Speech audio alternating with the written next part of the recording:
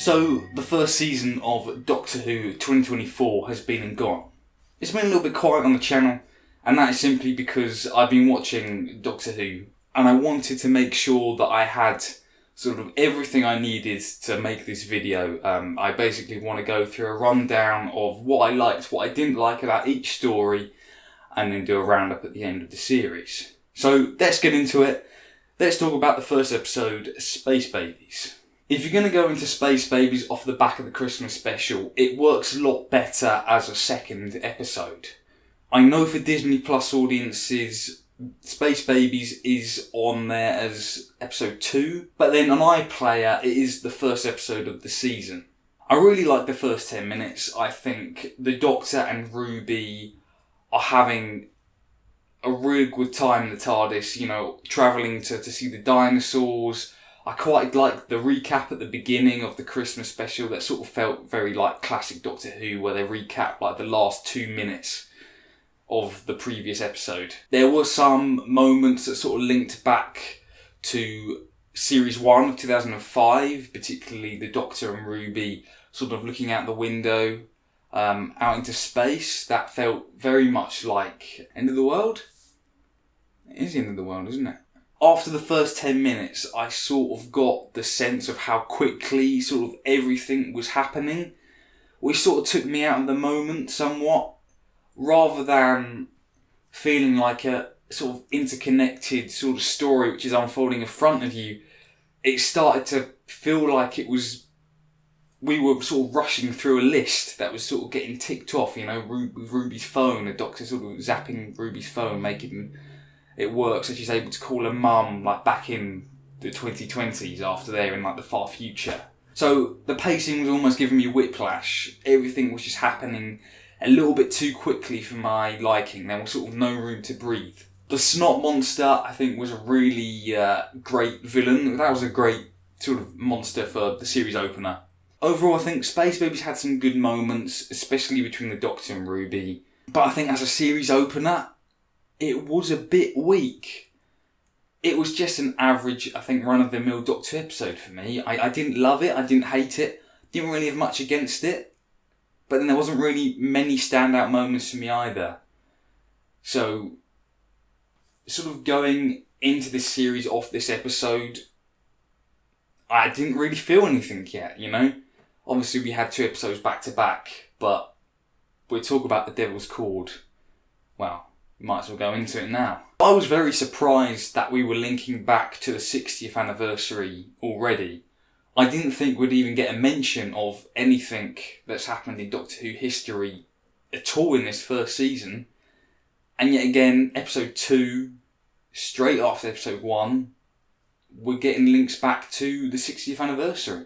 The highlight for me for this episode was Jinx Monsoon as Maestro. She's done an incredible job of not upstaging Ncuti Gatwa or Millie Gibson as Doctor and Companion, but her presence was definitely felt on screen. She was definitely a big character. I think the perfect choice to be playing, you know, the Maestro, the daughter of the Celestial Toymaker, one of the gods. And actually quite scary.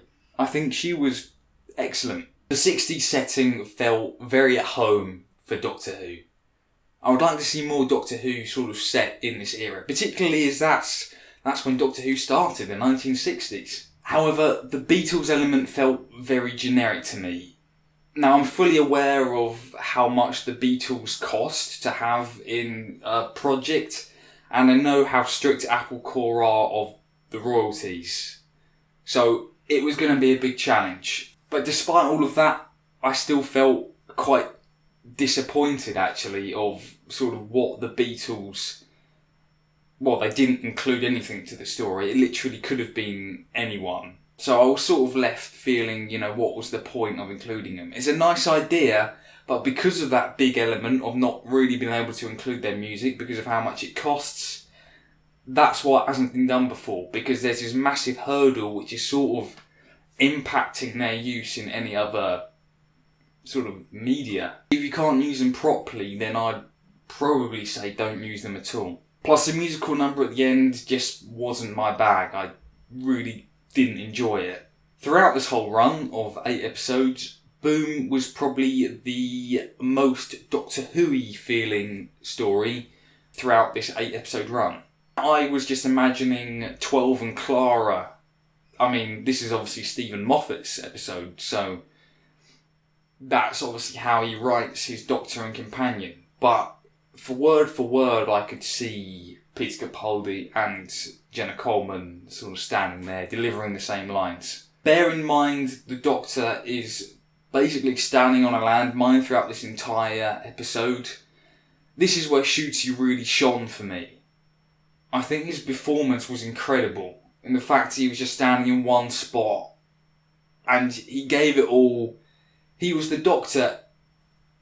You know, you look to the Doctor throughout every episode, and even here, it was no exception. A standout moment for me was Ruby sort of looking up and seeing the alien sky. It's rumoured that I think these stories were sort of jumbled about a little bit, which then makes sort of Ruby and the Doctor's timeline maybe a little bit disjointed, but, you know, in the whole grand scheme of things, it doesn't really matter. And Verada Sethu appeared in this one, but not as the Doctor's companion. And we now know that she will be coming back, but playing a different character and joining the TARDIS team during season 50 or season 2, whatever you want to call it. It felt very Doctor Who. It was nice to see Stephen Moffat back. If he can pop up occasionally, I won't want him back all the time again, but if he can just do the odd one occasionally, obviously he's coming back for Christmas, then I'll be happy. Just a little bit of variety is nice. And that's what I'd like to see actually going into the second series, because quite a lot of these stories were written by Russell T Davies, apart from 2. So I'd like to see some more writers. It was a good story. I enjoyed it for what it was. Let's move on to the next one. Off the bat of no titles, 73 Yards created a great atmosphere, which is something I wish Doctor Who did more of. Now in Boom, I thought Ncuti done an incredible job at showing his range as a Doctor.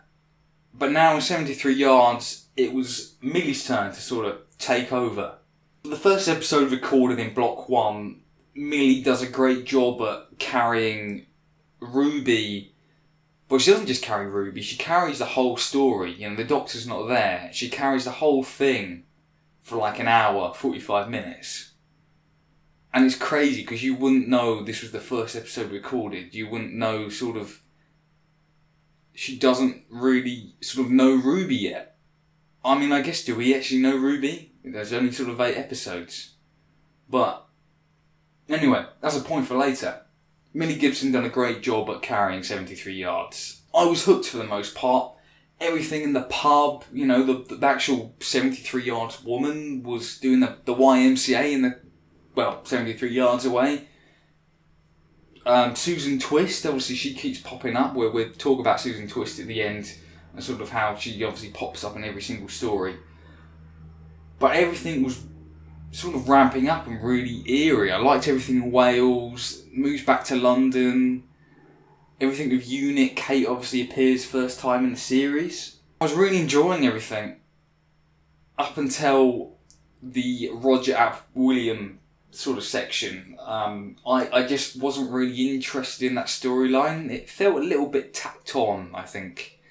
And I feel like Russell does this thing where he tries to pile different elements in the same story, but sometimes it just doesn't quite work. I think you don't need too many complicated ideas in certain stories, because if you try and cram it all in, you either don't give enough justice to the ideas that you have, or it just feels a bit clumsily tacked together. And that's how I felt. I do like the fact this episode's left up to your interpretation. Obviously there are some elements which come back in the last episode.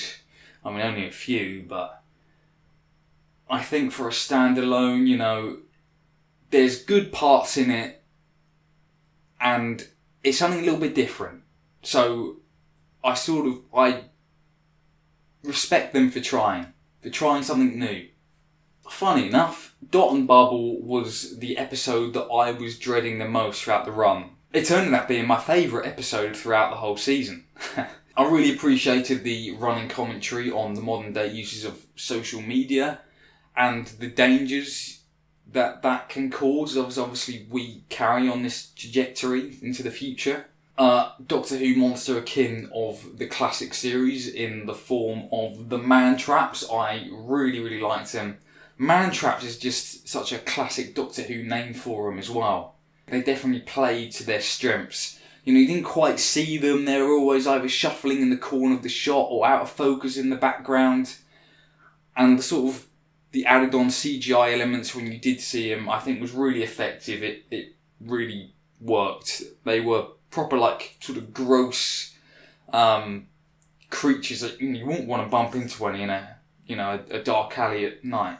The very cheesy, happy, sort of pastel-y coloured art sort of design was easier to digest as the story got darker and darker as obviously we went on. You love to hate the lead character, which isn't the Doctor and Ruby in this one, but a character called Lindy Pepperbean, played by Kelly Cook. I've seen the story 2 or 3 times now in terms of writing notes and sort of getting my opinion sort of ready for this video.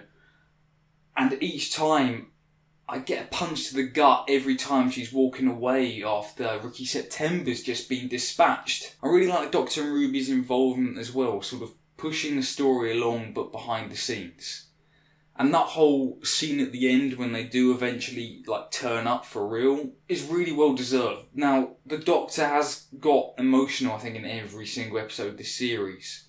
But there's this moment in Dot and Bubble, and then a moment later on in the finale, I can't remember which one it is. I think it's the last one. But they have felt really well deserved. I don't really have a lot to say about Rogue. I know it's Doctor Who does Bridgerton. Now, I've never seen Bridgerton, so I know that this episode probably wasn't made for me. The character of Rogue, played by Jonathan Groff, and his relationship with Shushi's Doctor was the highlight for me. They both done an incredible job at making sort of their chemistry convincing. They obviously had great sort of chemistry on screen. But for the rest of the story, I just found it really boring. I just wasn't interested in the rest of it at all. It looked great. The whole Regency look, it all looked sort of really, really well done. It looked really high budget. But I just wasn't interested in the aliens. I wasn't interested in what they were doing. I think with the writing there was some confusion between roleplay and cosplay because they're not the same thing. So I was getting a bit sort of maybe confused about what the monster of the week's intent was. I wasn't really interested in Ruby's storyline, and I feel like the ending was a little bit of a cop-out. I don't really understand how Rogue was able to push Ruby out the way when they were all supposed to be stuck in this triangle. But anyway, that's not important. I wasn't really interested in this one.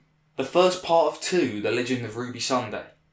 Now, I've heard that we were missing a pre-title sequence from this episode where the Doctor and Ruby would be travelling around. I think they would have a little montage and they would be bumping into different aspects of Susan Triad, which then caused the Doctor to go, right, okay, we're going back to unit and we're going to actually get to the bottom of this. Who is Susan Triad? Who is this woman that we're seeing throughout the entire series?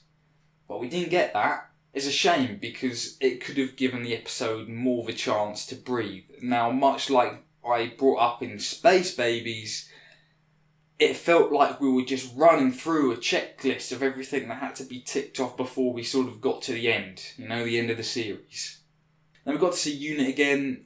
I'm really glad that Russell has brought back the Unit family element as was seen in the 1970s. And obviously Kate's leading it. Kate's now been here since over 10 years now. So she's been with Matt Smith and sort of every Doctor since. So, she's now become part of the furniture. Lenny Rush was very good as Morris Gibbons. I can see why they sort of changed his role in Space Babies and brought him on here.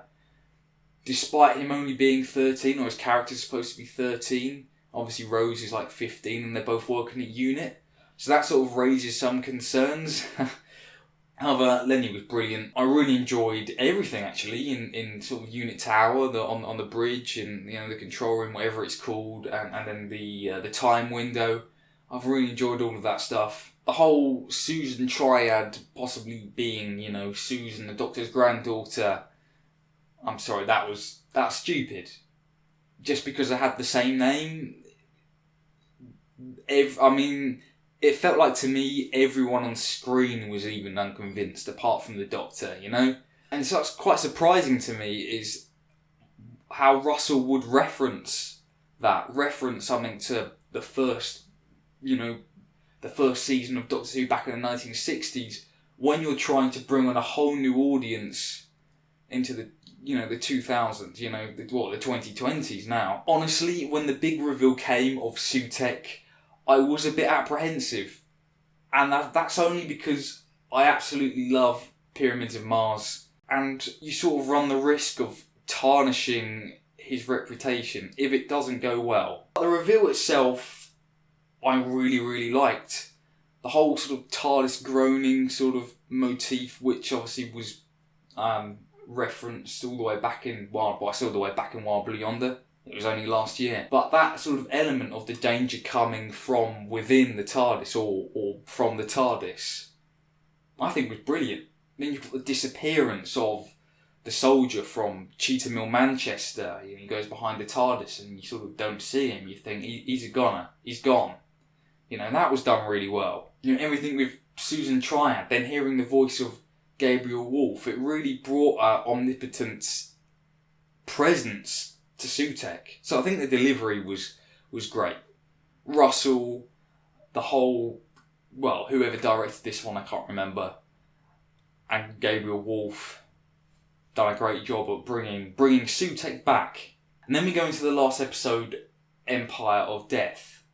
Sutekh at the beginning obviously destroys everything. That was great, proper Avengers, Marvel Avengers, Infinity War moment, everyone getting snapped and turned to dust.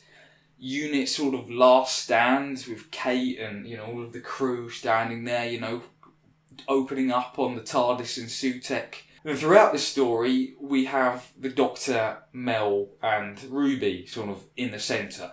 They made a really good TARDIS trio, I thought. The memory TARDIS obviously comes back. Now say what you will, watching all the tales of the TARDISes, we've had all of the Doctors and companions that I love and I watch all the time back. So that sort of almost link to, they've stood where sort of these other little adventures have happened was quite nice to see. I think the Doctor going to that planet and talking to the woman with the spoon went on for a little bit too long. The sort of dead baby thing as well, it's just come out of nowhere really. This series has been very light-hearted, so to sort of have a very macabre moment like that felt a little bit out of place. And then on top of that we have Ruby's mum storyline, which is obviously still there. But then, yet again, we have that thing of too much getting crammed in. Because when Sutekh's brought on, I couldn't care less who Ruby's mum was. I just wanted to, Sutekh's back, okay, well that's sort of a bigger issue, sorry Ruby, we'll find out who your mum is in a minute. Sutekh's back, you've got to sort of try and stop him. And yet, the whole plot with Ruby's mum sort of started to take over. With Sutekh, he's such a powerful, the god of death. You write yourself into a corner and then there's only one way out. And unfortunately, it was another reset. You might have been watching The Sound of Drums or what other stories of the reset. But I can't remember. I got a bit sort of lost by the end of it. Why was Sutekh interested in Ruby's mum? The answer, because everyone else made it important or something. The whole dog on the leash thing. Is he dead? Is Sutekh dead? He's been spinning around the TARDIS for the Time Vortex apparently since Pyramids of Mars, so for the past 50 years. And yet, he's now back in the Time Vortex, but that kills him? I think I'm going to need that explained to me. And we've got the whole thing with her mum really clumsily tacked on at the end. I don't know what the plan was. Maybe this was going forward and maybe sort of changing of events made sort of Russell have to include that at the end of this one. It was the whole play, isn't it, on the whole Star Wars Rey situation. Let's wrap up my thoughts and feelings on Season 1 Doctor Who. I enjoyed moments in every single episode, but on average each episode was average at best. That's definitely a me problem. I think what Russell is going for with this new era of Doctor Who, it just isn't really my thing. I just don't really watch telly like that, apart from Doctor Who. Some of the stories are either trying to be too clever or too much is trying to get crammed in, which is leading to half-baked either ideas or resolutions to ideas which are interesting. And with the story sort of being jumbled up in the order that we now see them, this means that they have built up a relationship that we haven't seen. So when something happens between the Doctor and the Ruby, do we really care that much? I mean, we don't really know them. And that's a problem with only having an 8-episode run. I feel like we don't quite yet know this new Doctor and Ruby and their relationship as well as the show is sort of trying to make us. Thank you for watching. If you liked or didn't like certain aspects of this season, if you have a different opinion to mine, or agree with some things I said, let me know, leave a like, share the video, all of that lovely stuff. But anyway, I'll see you soon. Thanks for watching. Take care. If you enjoyed what you saw here today, feel free to subscribe for similar content. If there was a particular video or section of the video you liked, let me know by liking or commenting on the video. Your likes and comments could influence the next topic I talk about. Thanks for watching.